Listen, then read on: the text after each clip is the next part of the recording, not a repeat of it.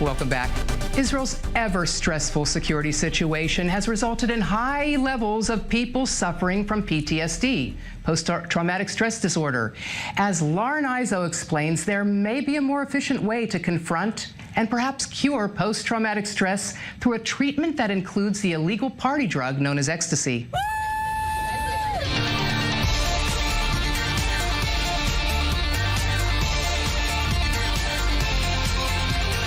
MDMA, more commonly known as ecstasy, or on the street Molly, is a synthetic party drug. It's illegal, and some even consider it dangerous. But what if MDMA has the ability to heal?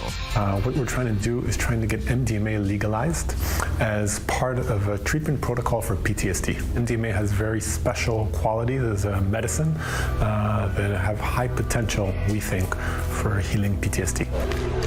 In Israel especially, PTSD is everywhere. After all, the country has been engulfed by war and conflict for the last 70 years.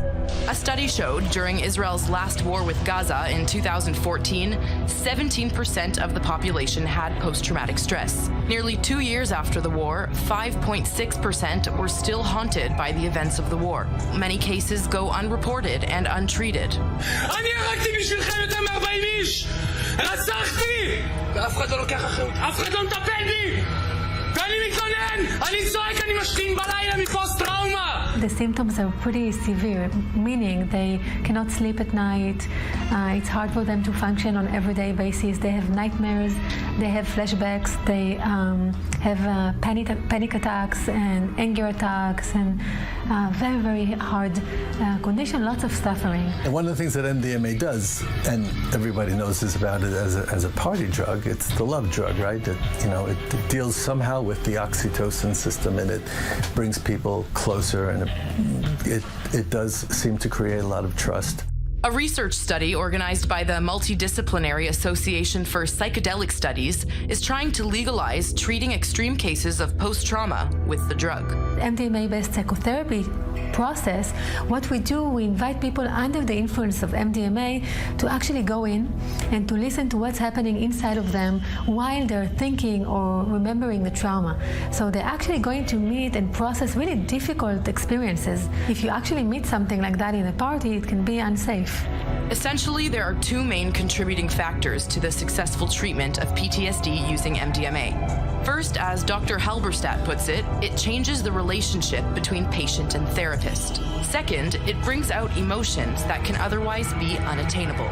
So the MDMA is almost like a boat that can help us not to drown. And then on the boat, we can walk with the event. Without it, in many patients, it's just hard to do because they're so busy not drowning, so they cannot really take the energy and the availability to go in and to actually see, okay, this is the event, this is the trauma, and I can process it now. We don't have this privilege without the MDMA in many cases.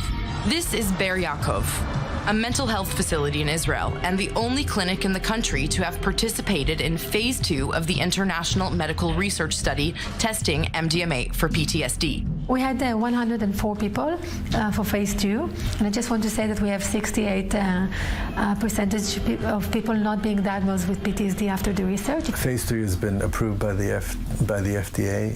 I'm sure you've heard before that it's being considered a breakthrough treatment. Breakthrough therapy means that they've seen very good results, and they're kind of very optimistic that it will be a very meaningful treatment for PTSD. A 68% success rate is overwhelmingly positive, but it's important to point out what is involved in the treatment process in addition to the drug itself. It's a very physical experience. When they're ready to take the drug, then they'll take the drug, and it takes anywhere between 20 minutes to an hour, pretty much, more or less, until it starts taking effect. And once it starts taking effect, it takes you into a process. The entire treatment consists of 12 sessions, but only 2 include the drug. The therapy room is filled with artistic outlets, like a painting station and a movement floor. For 8 hours, the patient and 2 therapists do not leave this room. We actually invite them at some point. We ask their permission to reconnect to the trauma event and to see what's happening inside of them. War, terror, sexual abuse, kidnapping, PTSD can be caused by many different kinds of experiences. But whatever it may be, the experts say, while it's somewhat of a simplification, trauma is trauma. It can be dangerous. But if you do it in a secure place and professional people that they know how to work with the MDMA, it's fantastic. It's a holy process. Nahum was a participant in phase 2. הייתה חוויה, כאילו, לקבל את החיים מחדש. כאילו, קיבלתי את החיים שלי מחדש. Under the influence of MDMA, the power of the imagination becomes stronger in many cases than the power of words.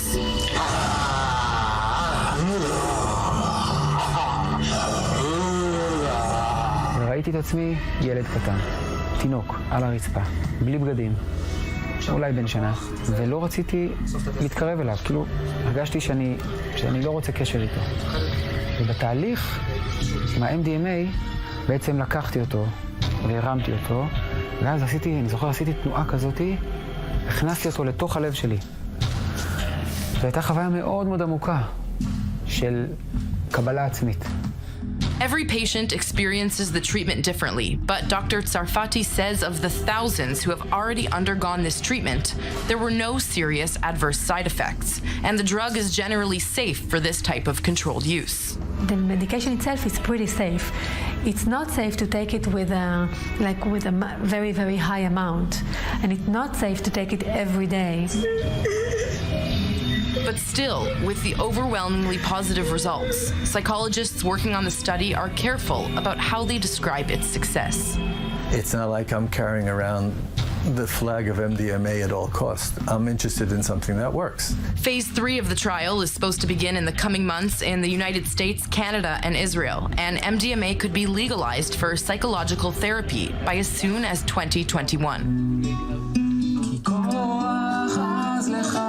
A lot of people in Israel suffering, and now we know that we have a way to heal them.